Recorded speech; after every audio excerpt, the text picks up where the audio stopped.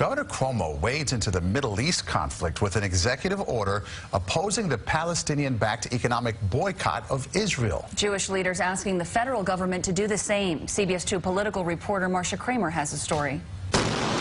The Middle East conflict is not just about missiles and guns anymore. It's about a Palestinian demand for economic sanctions against Israel, a movement called BDS, Boycott, Divestment, and Sanctions. Jewish leaders want Congress to pass a law that says the U.S. government will not do business with companies who support the boycott. It's the 21st century's expression of anti-Semitism that you hate the corporate Jew, the collective Jew, the state of Israel, even if you can't say I hate Jews. This is an important way to put a stop to it. The demand for federal legislation coming as Governor Cuomo signed an executive order forcing state agencies to stop doing business with companies and organizations that support the boycott.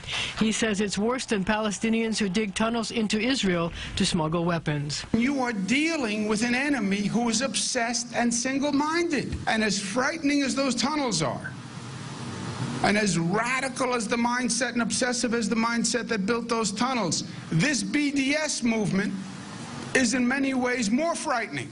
The moves by Cuomo and Jewish leaders to fight BDS infuriates members of the Palestinian community. I think it's an infringement on our constitutional rights. I mean, during the South Africa period, we were able to divest from South Africa freely. This is nonviolent freedom of expression. I get to say where my money goes.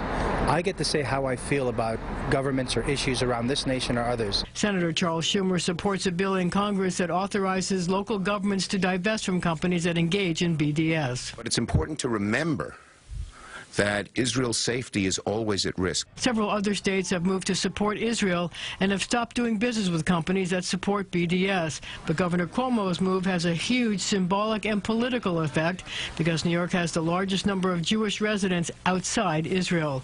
I'm Marcia Kramer, CBS 2 News. The BDS movement is more than a decade old, but officials say they're worried because of the increase in anti-Semitic incidents, especially on American college campuses.